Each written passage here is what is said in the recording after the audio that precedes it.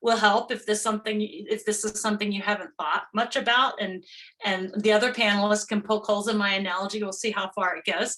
But I was thinking about this, like if you're on a public bus or the train down at DIA, right, with all your luggage, and you get on and you accidentally bump into someone. Okay, it might be like just a little bump, or maybe you really stumble and crash into them, right? But you bump them. So assuming you realize it happened, you'd probably just apologize and say, oh, shoot, I got to be more careful, right? Or if you didn't notice, let's say it's a small bump, you don't notice what you've done, but you'd be glad if your friend said, hey, you just knocked into that lady over there. And you'd be like, oh gosh, thanks. I didn't realize that. Sorry, ma'am, didn't mean to do that. You know, like whatever, you want to make it better.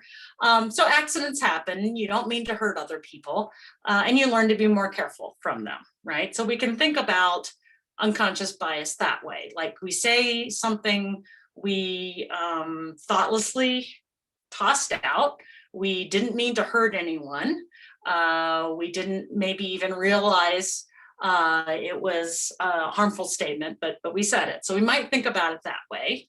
And if we go back to the bus example, because I think this will come in later, perhaps in our conversation, but we also have to think about not just the person doing the little bumps and making the mistakes, but also the people that are getting bumped into, okay? And in thinking about some of the people on the bus, maybe this is the first time they've gotten bumped into. Maybe this is their first time on the bus too. No big deal. We are like, oh, sorry, no problem. But let's imagine there are people on the bus who got bumped into a lot. Okay, they've gotten bumped into so much they're bruised, or they're on crutches, or their arms in a sling. And it would be important for us to realize that and notice it and be like, hey, I need to be extra careful not to bump these people more because they're already injured. Okay, and I'd feel really bad if I bumped into someone who was already injured like that. So, I think like bumping into someone accidentally, implicit bias is doing or saying something thoughtlessly that could hurt someone, maybe a little, maybe a lot. Though in this case, again, the hurt comes from making assumptions, like, girls can't throw a ball, or because you have Asian heritage, you must be an immigrant, something like that. Or it could come from a statement or behavior that implies a person's group is bad, unwelcome, doesn't belong, etc. So maybe I'll leave it at that, at the kind of accident, but also I hope what we'll get into is when is it maybe less okay.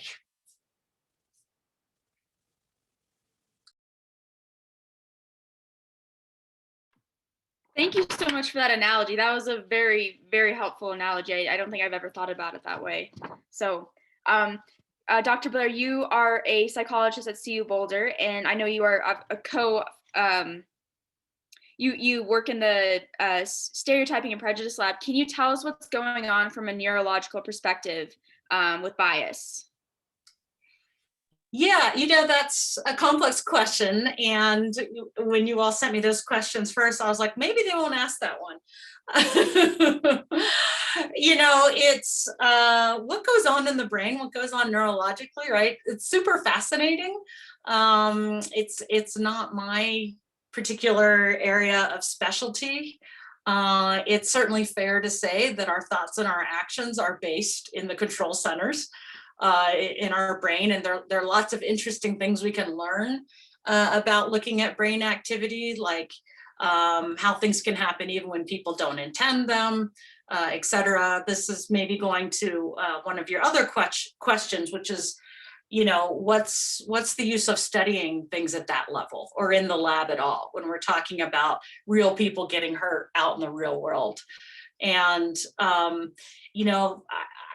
aside from it just being interesting from a scientific perspective, what we can do in the lab, and this is using neuroscience as well as other techniques in the laboratory, what we can do is really isolate bias so that we can talk about the possibilities of how bias operates truly without people not knowing it, right? So in the real world, someone can always say, oh, sorry, I didn't mean to, when maybe they really did.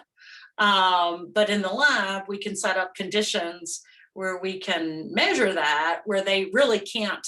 We set it up so their intentions are irrelevant, right? Like it's a little hard for you to control your brainwave activity or really millisecond reaction time. So we look at these sorts of things in the lab, and that way we can learn about these processes under these very isolated conditions. Now, the extent to which, again, that translates to real life, that's another question. Thank you, Dr. Blair. So just to rub some other people in, to Representative Sullivan, would you mind telling us about how you see bias in legislature and in your daily job? Sure. I mean, I certainly try. I'm relatively new there. Just started my second 2-year term. Yeah, I think the world of politics is based on, beliefs, on, policies. I mean, that's really what, a lot of people, look at, and that's what, what they believe. And it's difficult to find, common ground. I mean, you used to be able, I mean, in day-to-day life, you can find some common ground to get along on things. Sometimes the stakes are very high in the political field to be able to find those common grounds. So we get stuck into something. I haven't, in the short time I've been there, haven't seen a lot of give and take.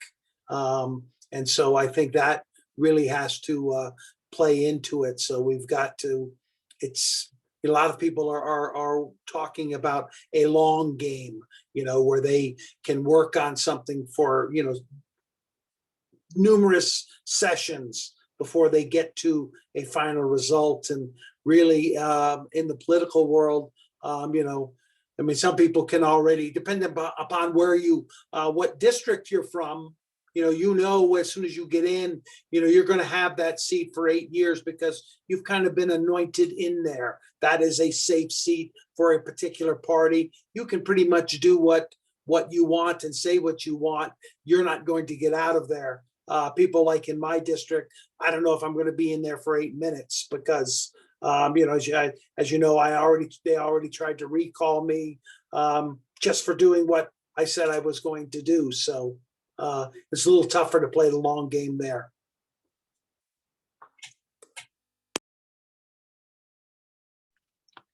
Thank you so much for that.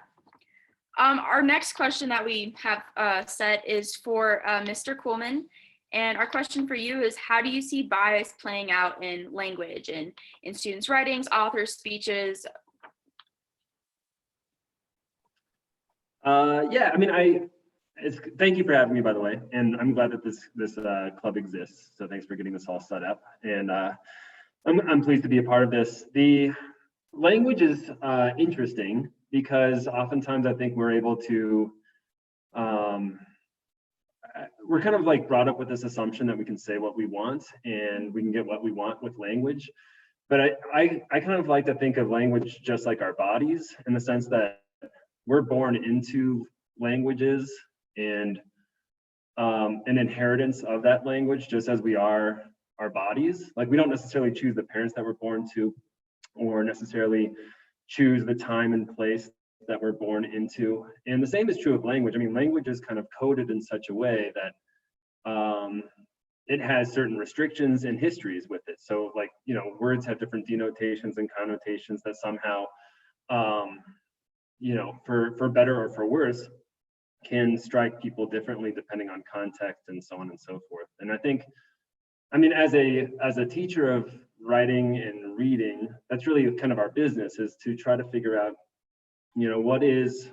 how are we kind of like restricted by our inheritances linguistically? How can we use them to kind of get what we want to some degree? And then how can we also read the world in such a way that is coded in a way that isn't always, an equitable coding? I mean, like, all you have to do is look at like pronouns, for example. Like, that's easy, low-hanging fruit, but it's so restrictive. I mean, the College Board and the SAT will tell you that singular antecedents have to have a his or her, he, she pronoun, that kind of stuff. And we get tested on that. And it's just a larger pattern. And not to say that it's wrong necessarily, but it's definitely restrictive. And so at the level of grammar, there's that kind of inheritance that we all have. So too in the level of expression, I think, you know, the way that we treat people, either bodily or through actions or through narratives and words, is that same kind of code system, right? So like the clothes that I wear is a language. The layout of an advertisement is a language, because what we're doing is we're trying to like interpret things in such a way that they make sense to us. And I think like that's really the project of AP Lang, as you know, Ava, having been a student in our class, is like what we're trying to do is kind of, just as what Dr. Blair probably does, is try to kind of reveal the ways in which these hidden forces kind of influence our thinking and our reactions. So too does like language and codes that are linguistic and non-linguistic. And if we can kind of like, maybe this is jumping ahead, but like what we try to focus on a lot in that class is a level of awareness that ordinarily is an unconscious process. Like, oh, I see an ad for like some AirPod Pros, I want those. We're trying to peel back the layers and ask ourselves, like, what about the way that those things are coded make me want those, and should I want those, and all these kinds of influences of language. And then like, so that's like at the micro scale. At the macro scale, just as a teacher, I mean, just as any performer or anybody like a police officer who deals with people all the time, a representative, of course, would do this too. We're constantly navigating, I guess, the environment in which we live with these codes. So it's, and as an educator, you're trying to like kind of constantly balance a responsive way to educate people. So you're kind of like playing to your audience to some degree, but you're also trying to push them to broaden their horizons, right? For like, that's a trite saying, but that's kind of the idea, is that you're trying to, reveal some of these unconscious processes and try to make people think and question in different ways than perhaps they're habituated to do. Hopefully that answers some of your question.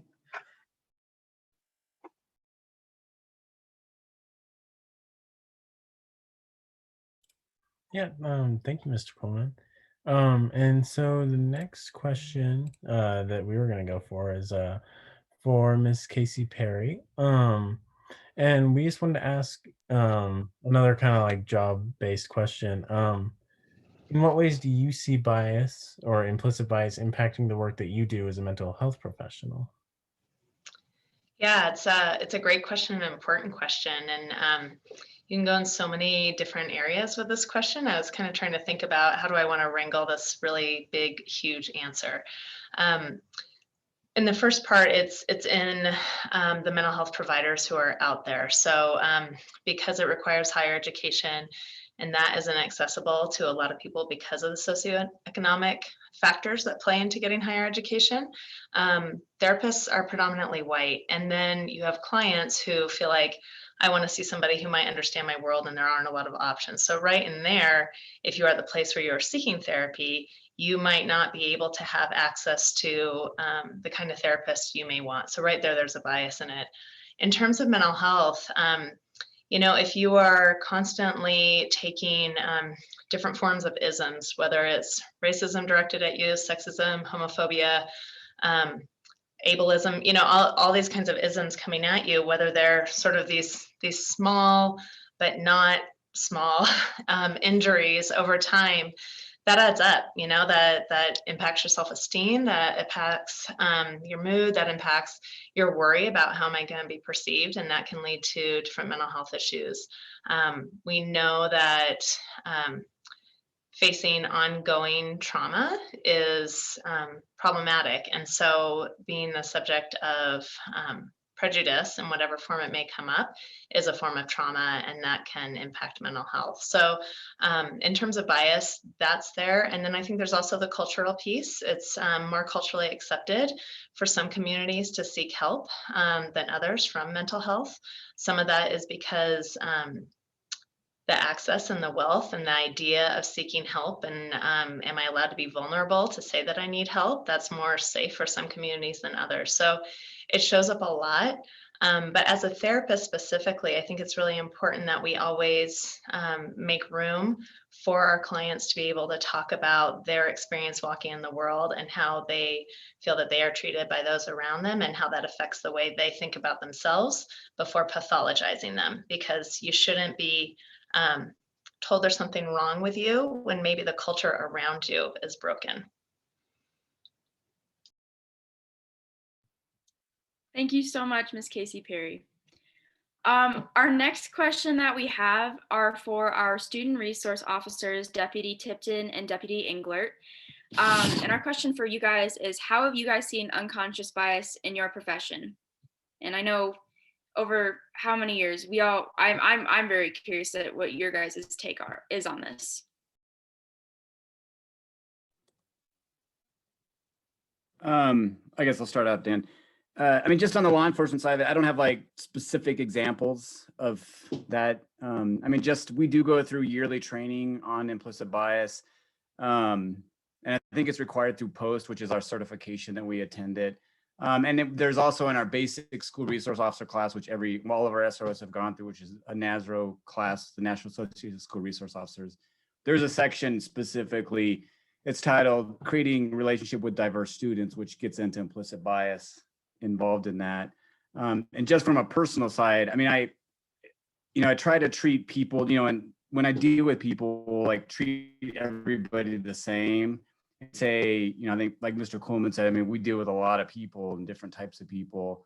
And we make sure we treat everybody the same. And if I treated somebody differently compared to somebody else, maybe I should look at myself and kind of like, well, why did I talk differently to this person than I did this other person? I mean, that's kind of just for me personally, like I said, just treating people the same. Like, why would I, if I made a comment or, like if I charged a person, why did I charge this person and not this other person? So I think that's just a big part of it. Dan?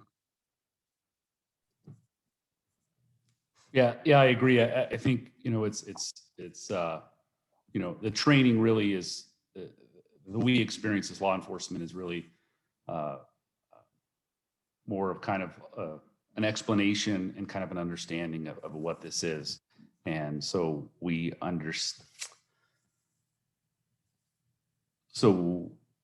we try to take those things into consideration as we're having our interactions on a daily basis. As a school resource officer, you function kind of a different level than just your normal patrol officer responding to calls for service. I mean, we have so many personal interactions on a daily basis, whether it's just, having lunch with a student or a conversation in our office about personal struggles at home, things like that. It's beneficial to be aware of what deep down you might be carrying around without your knowledge, and to have an awareness of what those other human beings might be experiencing and the sensitivities that might be there, and make sure that you're aware of it. So that's about the best explanation, long-worded answer I can give. So hopefully that answers the question.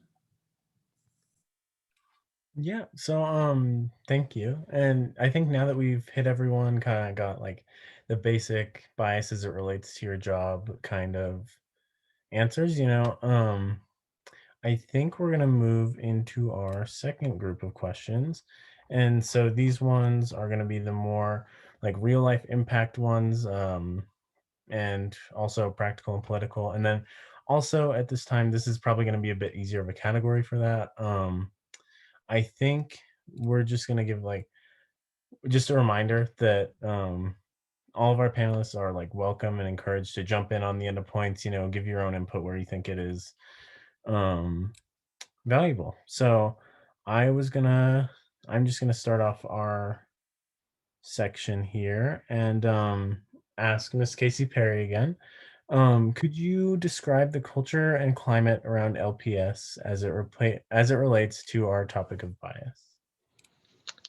Yeah, so I think I can maybe talk about sort of what I see in a broad brush around how as a district, we are trying to look at this a little bit more, and then I can talk a little bit about what some of our data survey stuff from students says. But I want to be really clear, I can't speak for everybody, I can only speak for myself. And so I would say that I've been at LPS 6 years. I feel like in the time I've been here, there has been more opening in the last 2 years about recognizing that privilege exists and biases exist, and that we always need to be learning and growing. So you don't take a anti-racist training and then like put a check on your list saying, I'm done, I've arrived, and now I'm an empathetic, wonderful human being. There's always growth to be done. We do look at how we're treating students, and trying to do our best by making sure that there isn't a huge disproportionality in terms of things like discipline. If students of color are getting disciplined more than white students, right now we're kind of on par for Colorado with that, which means it isn't great and we can do better. I think we are trying. I think those conversations come a lot easier than they used to. It is really difficult to talk to people about privilege and bias, and I think that's just getting to be part of the culture that's more accepting. There's been a lot of training provided for staff that isn't necessarily optional. I think that's mixed. You sort of want people to have the choice to engage in training and lean into it, but otherwise you don't get the people who maybe need the training the most unless you make it part of the job. So we're training folks a lot more so we can be supportive to our students. From the student lens, and again, I'm just speaking to the way students are responding to surveys that we give. Our students who identify as LGBTQIA tend to struggle more than our students that identify as cisgendered. That's also nationwide. And something that we keep wanting to think about. We talk about that with our mental health providers in our schools to make sure that they're aware of it and thoughtful about that and how that might impact, how they might try and make sure that they're creating more supports in a systemic way at the schools for those folks, and how they're supporting them in their offices when they come to either seek counseling, but also just seek like, hey, I want to change my grade, and have that opportunity to talk to a counselor be something that can open up in a safer way. In terms of general kind of where we want to go, where I would love to see things go is that we're continuing to be open to doing things differently. If that means being more welcoming, that we are trying to make sure that even though we are a predominantly white district in terms of our staff, in terms of our students, in terms of the community around us, that we make sure that all the voices have room in the room. So just because the majority in terms of numbers might identify as white, that doesn't mean that our voices should be louder than anybody else's. I hope that answered the question.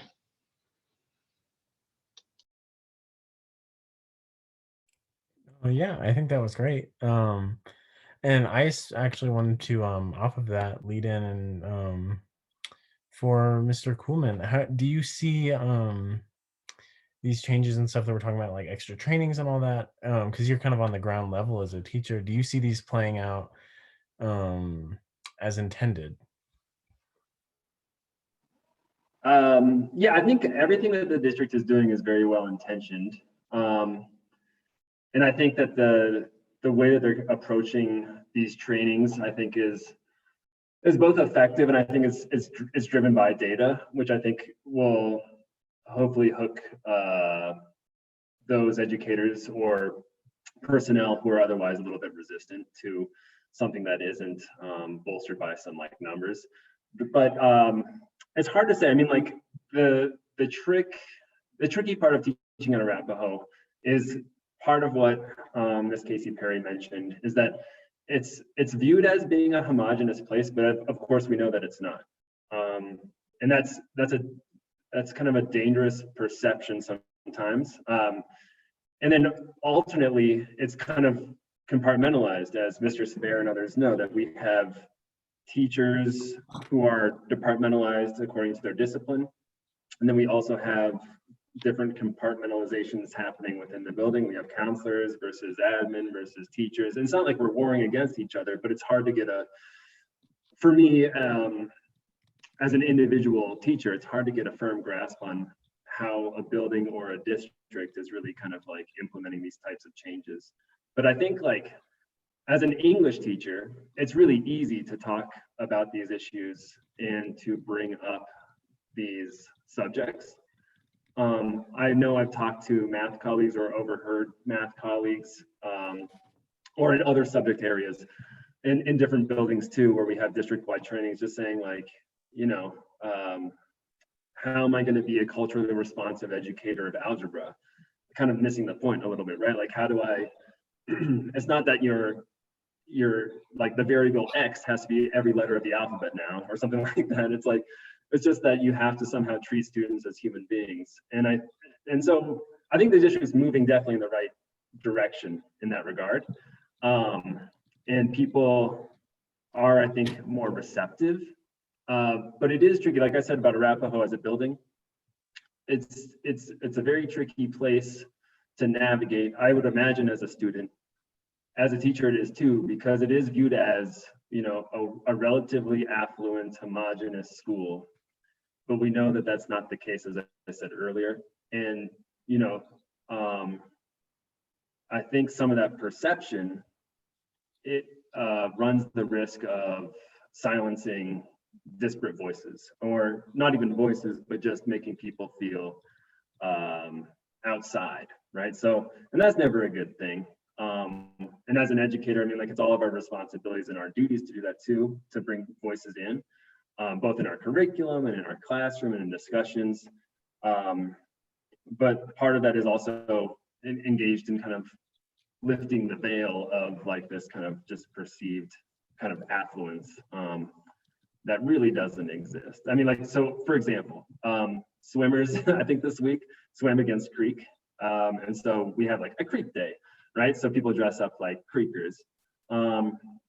But I think like the joke is kind of on us because we are Creekers, right? Like we're basically making a parody of ourselves to some degree. And that's not a good thing either, but it's like there is a degree of blindness with regards to who are the people who are actually in the building versus who are the people who have the voices in the building, if that makes sense. And that's true staff-wide as well, I think.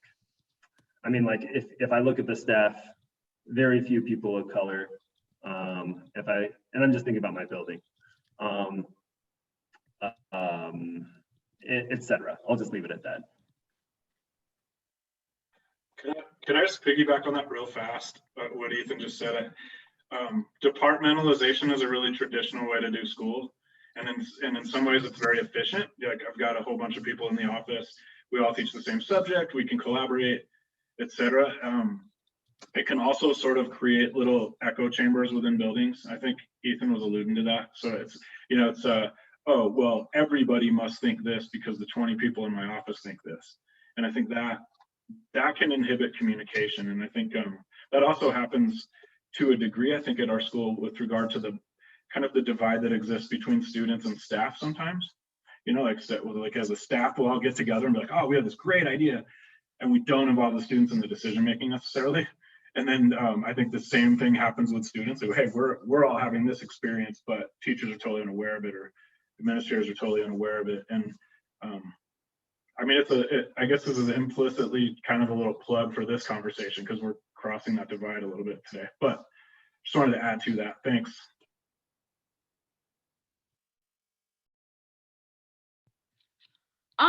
We now have a question for Representative Tom Sullivan. And our question is the Colorado State Legislature taking any action to combat racial inequity in law enforcement, housing, economics, redlining, gerrymandering, any of those? Yes, yes, yes, yes, yes. That stuff takes time. This is stuff that has you know, that we have you know, seen has been in our society for quite some time, and for whatever reason, this pandemic has really accentuated it, and a lot of that stuff have risen to the surface. And we've also been buoyed by young people who have you know, joined in the conversation and said, you know, enough is enough. And I'm here too, and I'm not going to, if you don't do something about it, I will do something about it. And sometimes that's one of the key phrases that someone can use to really motivate somebody.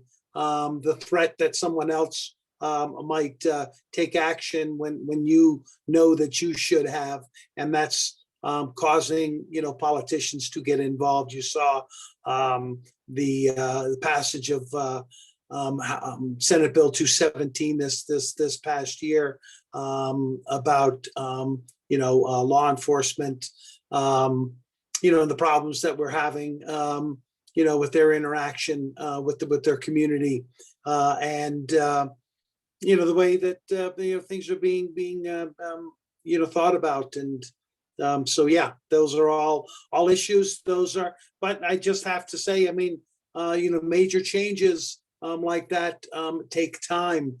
We are, I mean, we're 240 years into this experiment that's called democracy. And you can see just a month ago, we had people trying to take a coup against our country and tried to take over the Capitol. So we still have to work on it every day. We're 60, 70 plus years into the civil rights. We're still trying to get voting rights for everybody. We're still working on women's rights. So all of these changes take a lot of time.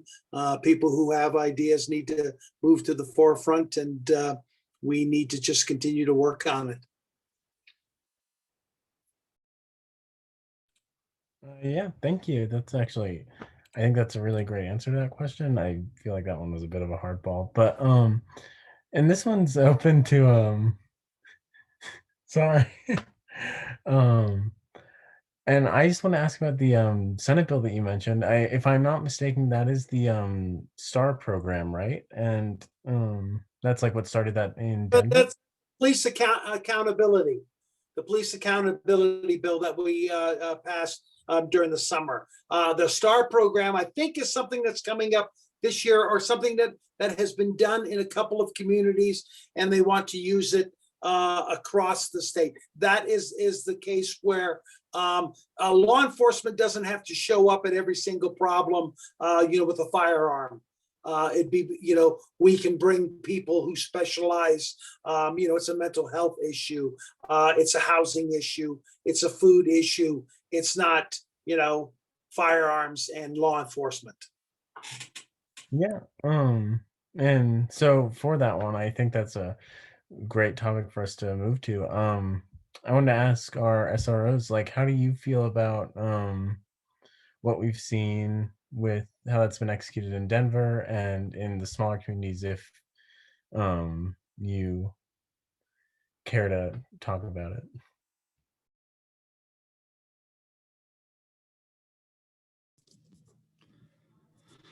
Well, little unsure of the specific question. One thing I do see, in terms of things that I see as positive, in terms of law enforcement's perspective, is something we're utilizing specifically in Arapahoe County these days. Is we have a mental health professional, essentially a mental health car, that's assigned to every patrol division, that is there to respond to.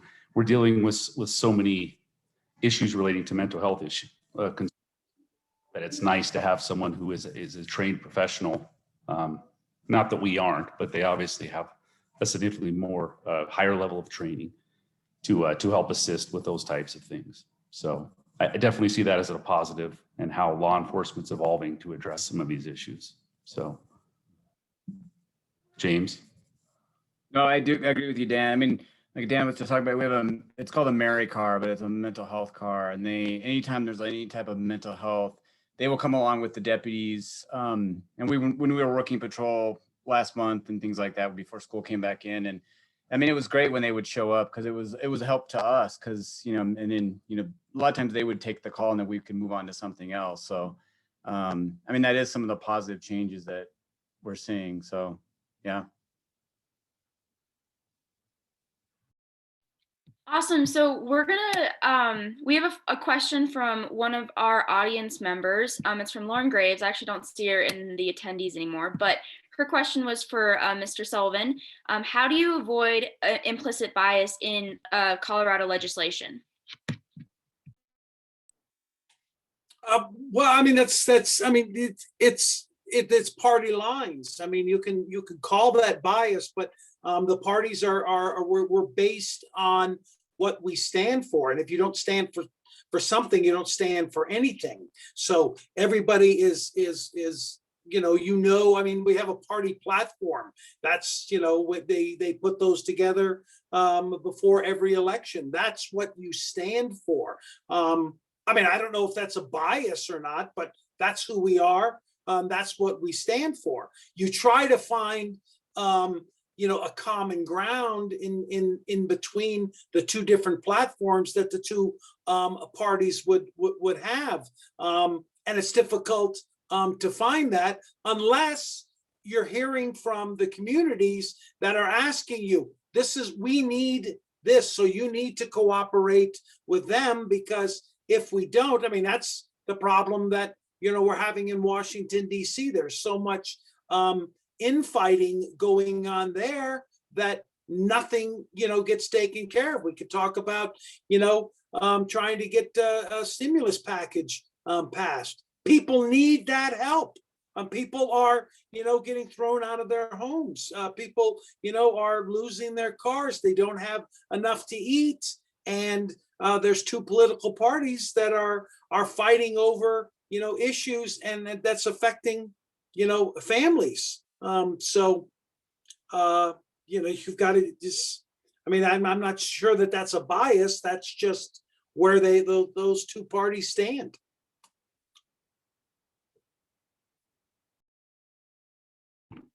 Thank you. So I think we've kind of finished our kind of community-oriented questions. We might want to move on to our questions that are kind of like our so what questions. What do we do from here? And our first question for that is for Dr. Blair, and we're wondering, how do you think your research and what you do in your profession can apply to schools like Arapahoe? Well, I don't know Arapahoe High School enough to be able to try to apply it specifically, but certainly the problem of implicit bias extends to education, broadly speaking, and that can be from pre-K through, postdoctoral work. We can see it everywhere. We can see it in terms of the representation of scholars in our materials, how groups are represented in our school materials. So it's whose voice is there, and how are people talked about or represented. We can see it in the unequal distribution of resources across schools and even within a school. We can see it the way it plays out in a classroom, potentially in how tests are created. So for example, if we're talking about, this is a small example, but, some years ago, I realized when I teach social psychology and in the section on relationships, all of the examples and all of the test questions represented heterosexual relationships. So how is that making students in the class who that's not their example, the way they think, how is that harming their performance in that class? Because they're not seeing themselves, they're not seeing their worldview represented in that kind of situation. So it's reflected in the representation of, and this is Ms. Casey Perry mentioned this, but in terms of who are the scholars who make it through, high school, college, doctoral work, become professors. The higher up we go, the more homogenous it is. And we've been hearing it's a pipeline issue for so many dozens of years that we know that's not really it, or that's not it entirely. that I can tell you in psychology, you know, our undergraduates are 70% female. Our graduate students are also predominantly female. And as soon as you jump to the faculty level, all of a sudden that shifts and you go from lecturer to instructor to assistant professor to associate professor to full professor to the chairs of the departments. And you see that changing all the way along. So I think it's there pretty much at every level. Ava and Grayson, if you don't mind, there's a question in the chat that might piggyback off of that a little bit.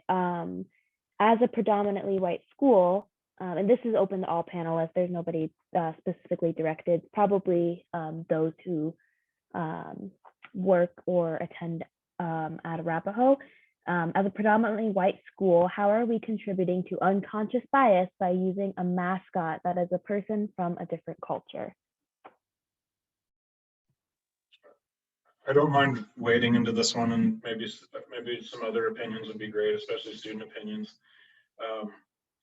The party line at our school, the people who defend the mascot would tell you that we do have a relationship with the Arapahoe tribe in Wyoming, and that we have their blessing to use a very specific logo. And you'll notice that you will only see one very specific piece of art imagery associated with us. Besides the word warriors, which also, like as Ethan was sort of touching on earlier, has some connotations of its own, whether there's a picture next to it or not. That said, I would personally assert, and this is just for myself, that it's not something that I'm 100% comfortable with. I think it's a very important question to bring up. We do tend to be a school that value, and I'm speaking sort of historically on a macro level about our school. We're a school that values tradition, and I think there are times, obviously, and I think this relates to biases. It relates to the topic of this discussion, when tradition obviously comes up against I guess sort of progress, and what is maybe acceptable to the majority may shift over time. And I think you saw this summer, especially with, you know, most notably the Washington football team getting rid of their old mascot, that this topic has really come to the forefront after protests this summer. And frankly, I personally think it's a conversation we need to have. I would tell you that I would guess that I'm probably in the minority as far as staff members, but I don't know that for a fact. I would love to hear what other people think about it.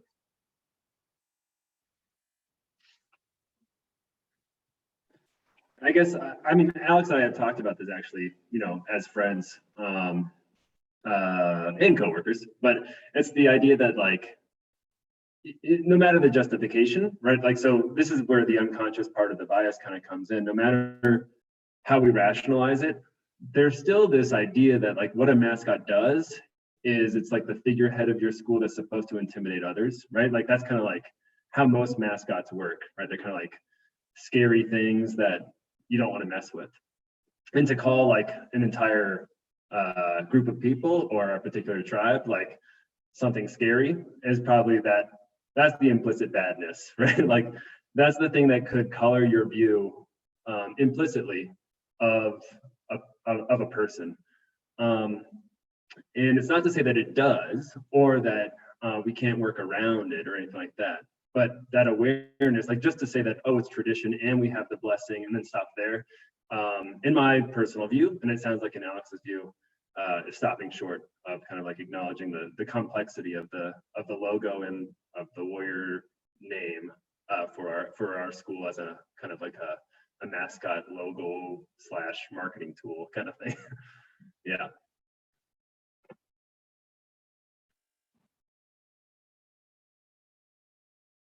I would also just add real quickly that this kind of conversation, although it's probably,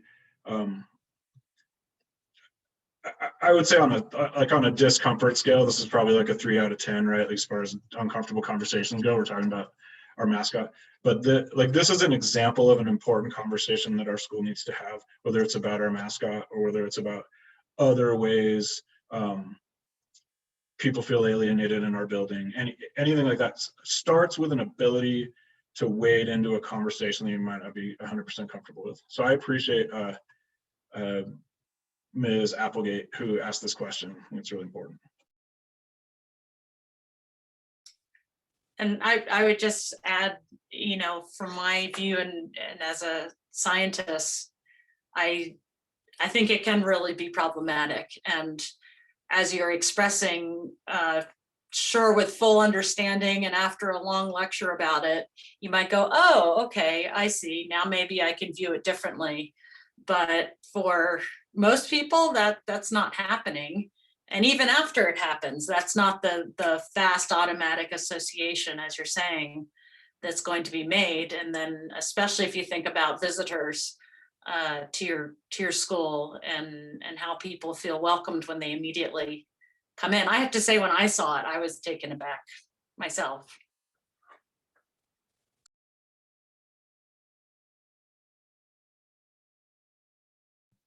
I guess this is just kind of a student perspective on the whole mascot thing, is that they always tell, like, we're always told that we have a, you know, we have a permission from the tribe, like we said, and we have a good relationship with them. But as a student, I honestly don't know much about it. And it's something that I know I don't know if it's cultural appropriation if we do have permission. I mean, I don't know if it's the best thing in the world, but I know Arapaho could do a lot more in terms of educating the students about educating them more about what, you know, sorry, I'm stumbling on my words now.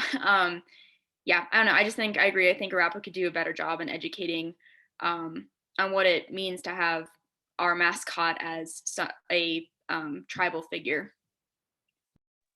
And yeah, I think that's actually a fantastic point. Like, Arapaho does not do a good job getting that good relationship down to its students.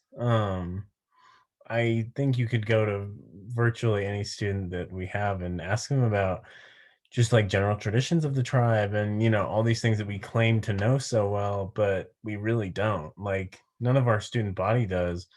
I think quite forgivingly you could assume admin does, but yeah, I do think it's a really great point to look at how well that translates down. And also just on what Dr. Blair said, um we do absolutely, like, it isn't, or and I think this is Mr. Coleman too.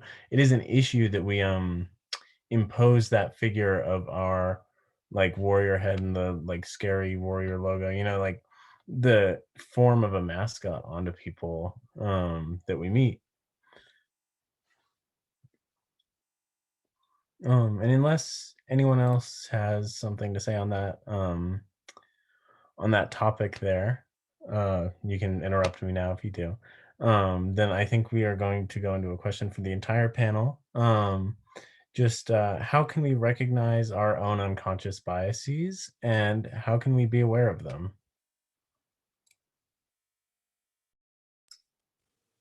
Well, I would answer that in a couple of ways. One is pay attention to feelings of discomfort. That maybe as a culture, we tend to want to be happy, happy, happy all the time. And when we're uncomfortable, we want to get out of that. But I think it's important to attend to the discomfort and ask yourself honestly where it's coming from. And again, this to me, this comes back to like the bumping on the bus, sorry. But you know, to realize if I feel uncomfortable, that doesn't make me a bad person. You know, so I don't know how many of you watched the Bridgerton series, right? And that was a series in which, you know, it's whatever, we don't need to get into it, but one of the things about it is it's racially integrated with almost not a comment about it. And when I first started watching that series, I was like, I don't know if I'm comfortable with this. Like, it just feels weird to have the nobles be both black and white and the servants are both black and white. That's not what I'm used to. It's making me feel like it's harder to follow things because that's not how I'm used to seeing things. And I had to be able to verbalize that to myself, that I was feeling uncomfortable and that's why it was. And being like, hey, what's that telling me about my implicit biases here, when, you know, obviously it's something I've been studying and working on for a long time. So I think the discomfort is a big thing. And I think asking people is important. So, you know, saying, hey, I just said something that now in hindsight, I realized maybe was a little off. And I want to apologize and I want to seek input from you. Not that if someone says I wasn't offended, that it wasn't a problem, I'm not putting the onus on another person, but I want to be open to that input so that I can take it in and then do something.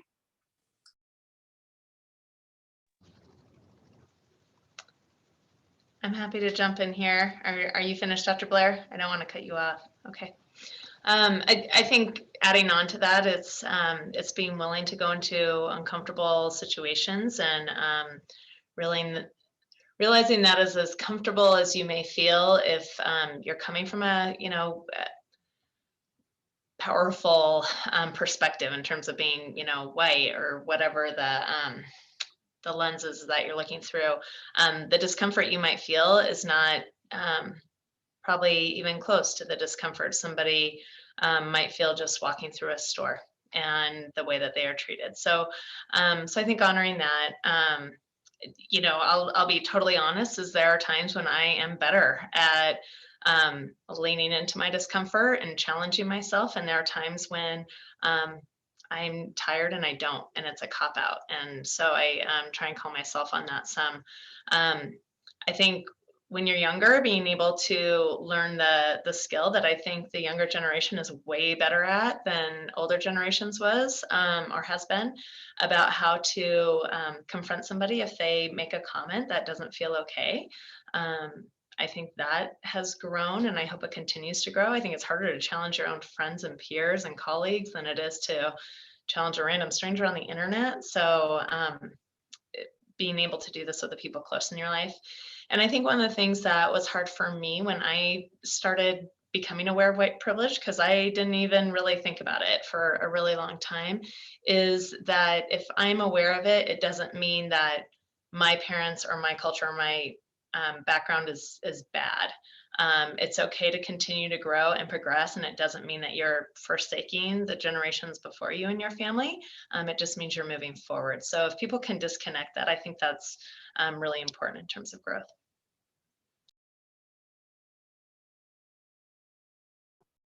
I guess I could speak a little bit if that's okay. I don't know. I mean, yes, awareness is key. And then like the ideas too, and I'm kind of like taking ideas from other writers and authors and stuff, but like, yeah, what Miss Casey Perry is saying is paramount, that like to go from awareness or to stop at awareness is not enough, right? Or to stop at discomfort is not enough. You somehow have to turn that into action or advocacy.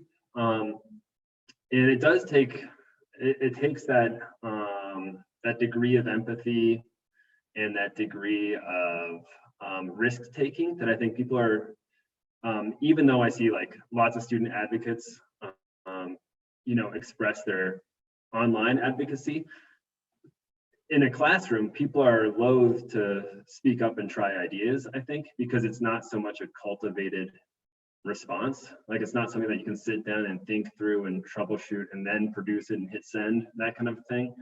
And I think it along with being an advocate comes with the idea of being forgiving of other people's shortcomings and trying to invite disparate ideas in and actually have discussions. And you can't really do that in a culture, I'm sure like Representative Sullivan would agree, like you can't really do that in a culture where you're just shouting your values or your opinions all the time. Like it really takes, I don't know, so some suspension of knowing that you're correct to kind of really engage with people in an authentic way.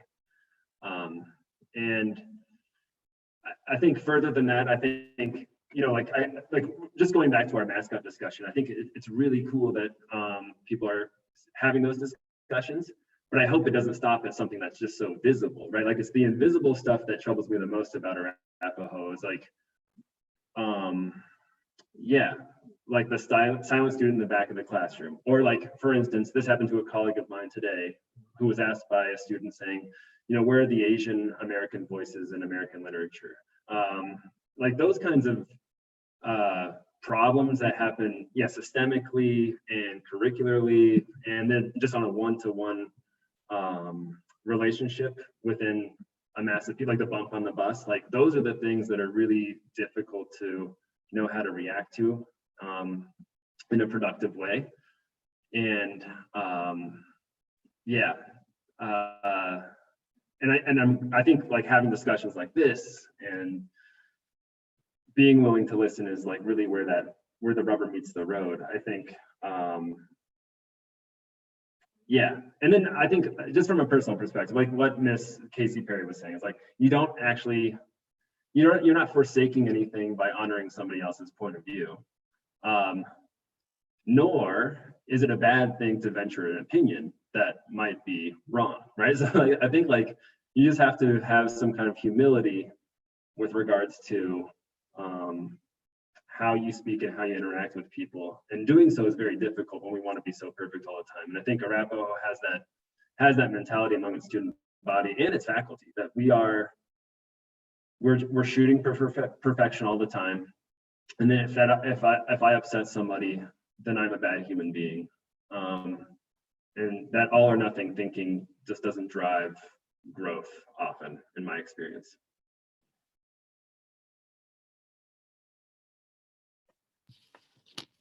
If anybody else has, like Grayson said, if anybody else has something to say, interrupt me now. But some of the panelists have already covered this, but this is our last like structured question that we have, and is what action can we take to address our own biases and improve moving forward? I could touch on this. It's sort of related to the last question, sort of this one. If you all don't mind. I know I'm not officially a panelist, but I feel engaged, like I want to talk. So I think there is a tendency. I was a teacher for a long time, if you don't know this, before I was a counselor, and I actually taught alongside Mr. Coleman for many years. So, and what he's alluding to maybe, and what I notice in classrooms, and I notice it in conversations with colleagues too, is that if my opinion gets challenged, my tendency is to, I feel that fight, flight, freeze, right? Like that, like really visceral response to it. And a lot of times my tendency is just like, oh shoot, I do not want to go there. Like I'm offended, I'm pissed off, I might say something rude. I'm just gonna say nothing.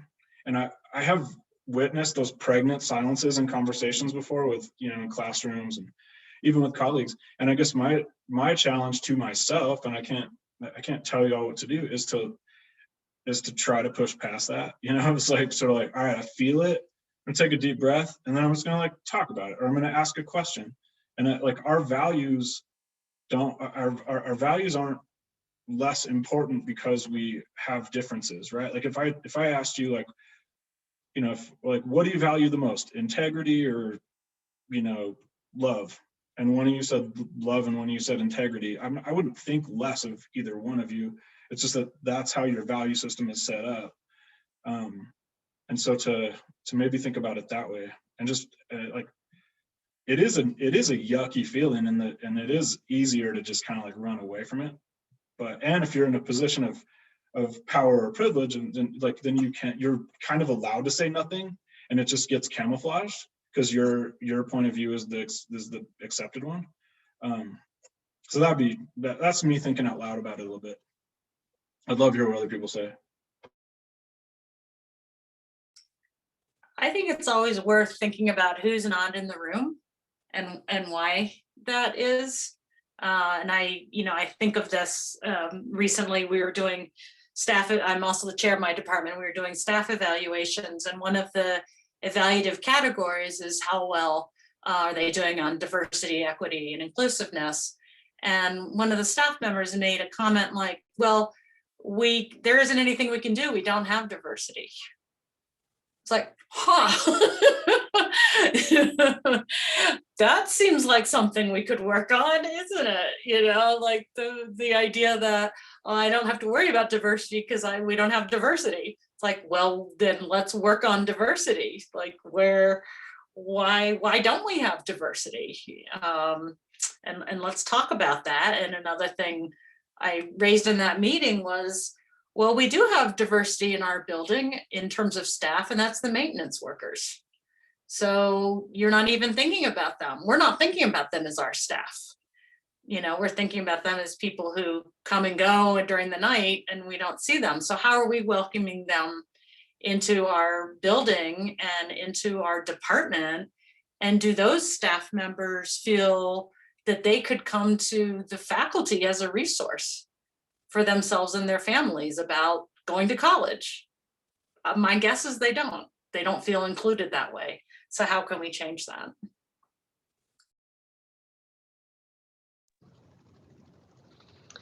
You know, one of the things that I think about specifically with Arapahoe and when I've gone to help after crises at Arapahoe in terms of the loss of a student and things like that, the counseling center, I feel like it used to have a pretty like cold business-like vibe to it.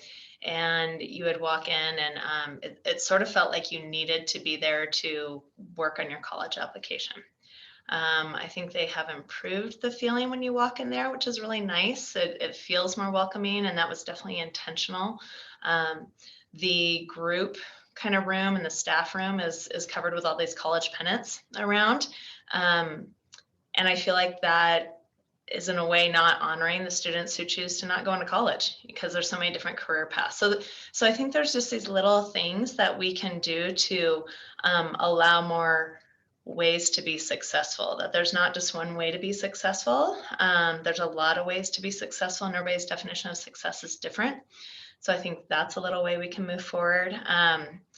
I know one thing just kind of in a positive place is that one of the things I'm doing next week is talking to our middle school staff about how to be more welcoming for our transgender students, and little things like moving from, so we have a bathroom in the counseling center area that any student can use, and it's like a gender neutral bathroom, but no kid knows about it unless they somehow go up to somebody and ask, is there a gender neutral bathroom somewhere hidden in the school? And so how do we let that come out to different students so they know without having to put themselves in a spot that might feel uncomfortable? So little ways I think progress is showing up.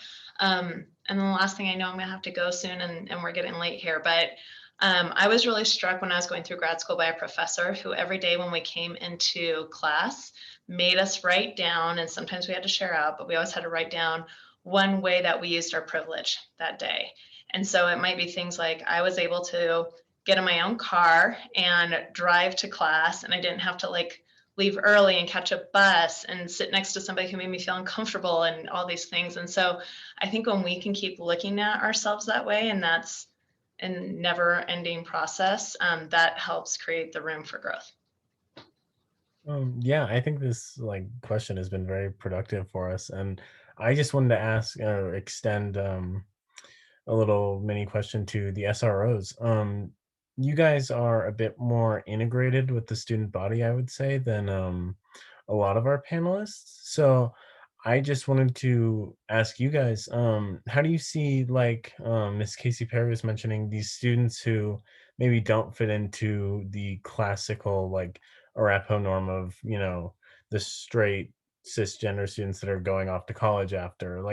Do you meet any of these students, and do you see how they act is any different from the rest of our student body?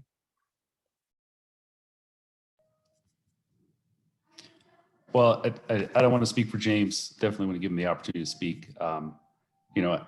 As someone who professionally has kind of dedicated my life to serving my community, I think it's important to have these conversations. I think it's important. I used the analogy last time of, driving around my community in my patrol car, how can I get to know the community members and how to best serve them if I don't get out of my car and have those conversations? But, sometimes that's a two-way street. And, I always challenge the students every time we present in a classroom to come and talk with us. We always try to have the discussion about where our offices are, and we have an open door policy. I think it's really important to have those conversations.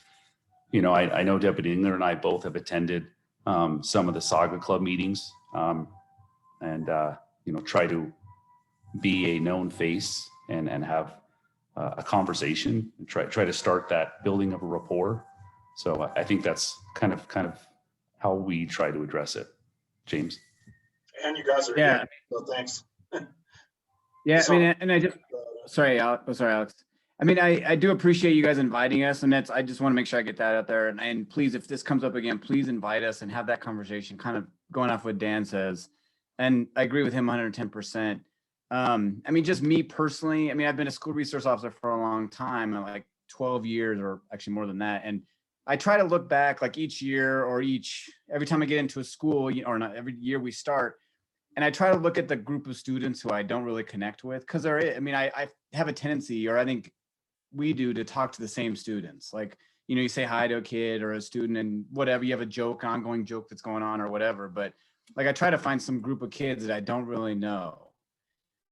And it is because you have a tendency to talk to a certain group of people. At least I've noticed that I do. And so I try to open my boundaries up and talk to people that make me uncomfortable or something, and sometimes that's difficult, but I just to kind of go off that, I do appreciate us and you guys inviting us to this. You guys have done a great job. And please, like Dan said, we have an open door policy. Come talk to us. That's why we're at the school. And kind of on a side note, whatever, like what Representative Sullivan said, if you guys want to come talk to us about 217, please talk to us. That's a whole nother topic that we could talk about, but come find us and talk to us about that at the school. Cause it's important that we have these conversations and that we are, that I'm glad that you guys invited us, that we're not just kind of like to the side. And it is important because just like with the political climate and everything going on, I do appreciate you guys inviting us to this. So thank you.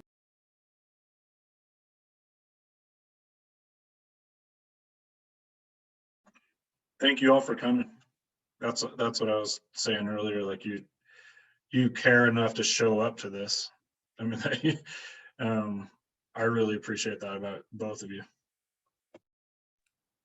Yeah, I'd like to echo that. Thank you guys for coming too. But and I think that we are all set with our so what questions. And just real quick, I think we should move into our audience questions. So Jaden, if you want to take that away.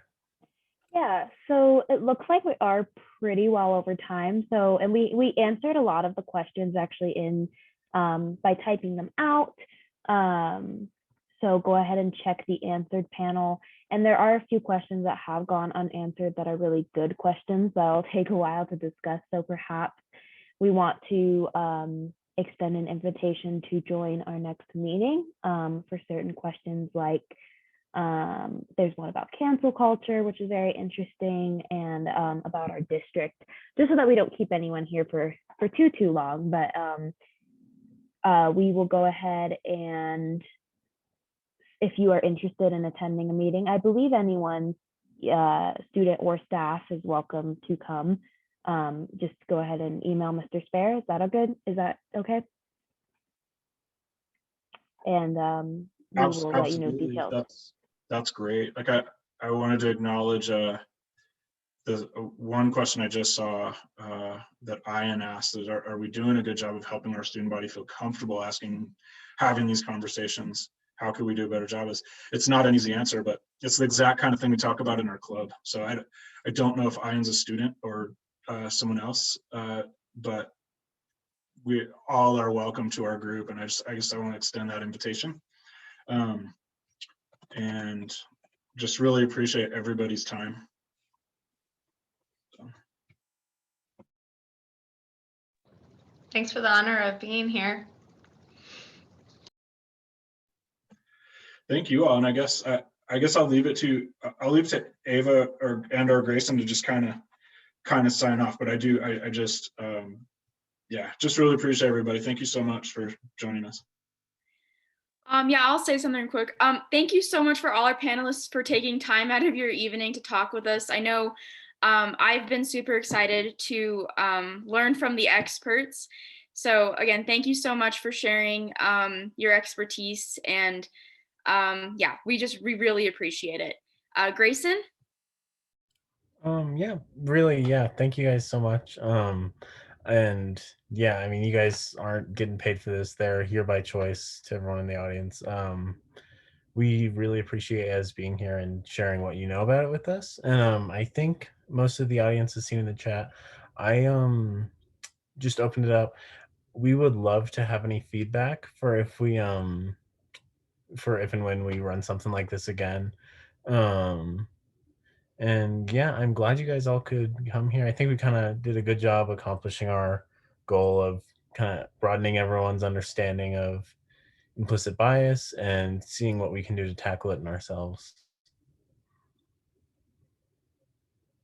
And also one last plug for the club. We've been doing it a little bit, but yeah, just email Mr. Spare. It's the same format as all the other school emails. And if you're interested in coming to one of our meetings.